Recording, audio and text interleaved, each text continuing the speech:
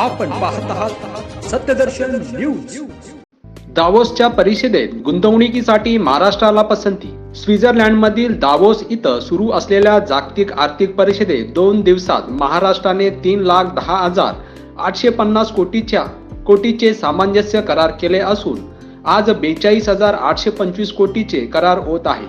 असे एकूण 3,53,675 कोटीची विक्रमी सामंजस्य करार करत असल्याची माहिती मुख्यमंत्री एकनाथ शिंदे यांनी काल समाज माध्यमातून दिली। या व्यतिरिक्त 1 लाख कोटीची गुंतवणुकीबाबत उद्योगांनी स्वारस्य दाखवले असल्याने राज्यावर जागतिक उद्योग आणि गुंतवणुकीदारांचा विश्वास वाढला आहे, असे सांगत मुख्यमंत्र्यांनी त्यांचे आभारही मानले आहेत।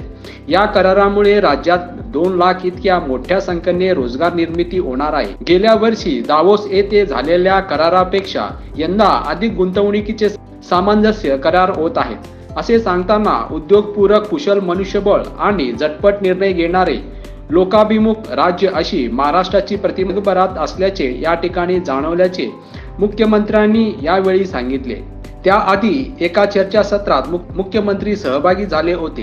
राज्यातील गाव आणि शहरांमध्ये आर्थिक विकासाला गती देणारे उद्योग व्यवसाय सुरू केले जात आहे, असे मुख्यमंत्री यांनी या कार्यक्रमात सांगितलं। अभिनव उद्योग आणि कार्यक्रम राबवणाऱ्या राज्यातल्या जिल्ह्यांमध्ये गुंतवणूक करण्याचं आवाहन त्यांनी केलं। समृद्धी महामार्गालगत सरकार औद्योगिक वसाहत उभारत आहे, अशी माहितीही त्यांनी दिली।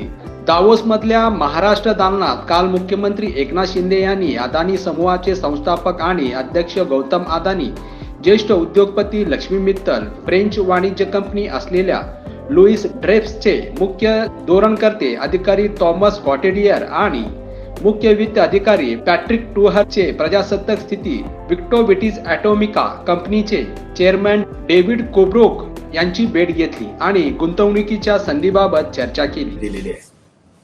महाराष्ट्रामध्ये जवळपास 3,53,675 कोटी रुपयांचे MOU साईन झाले। यामध्ये अमेरिका, स्वित्झर्लंड, सिंगापूर, दक्षिण Korea, south Korea, UK, Qatar अशा अनेक देशातल्या नामांकित कंपन्यांनी त्यामध्ये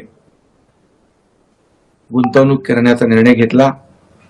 त्याचबरोबर जिंदाल असतील, अदानी असतील, गोदरेज असतील, मित्तल असतील, या उद्योजकांनी देखील परदेशी गुंतवणूक या ठिकाणी करण्याचा निर्णय घेतलाय आणि त्याचबरोबर 1 लाख कोटी गुंतवणूक करण्यासाठी अनेक लोकांनी स्वारस्य दाखवले। त्यामध्ये मित्तल आहे, त्यामध्ये UAE आहे, ओमान आहे, या देशांचाही समावेश आहे।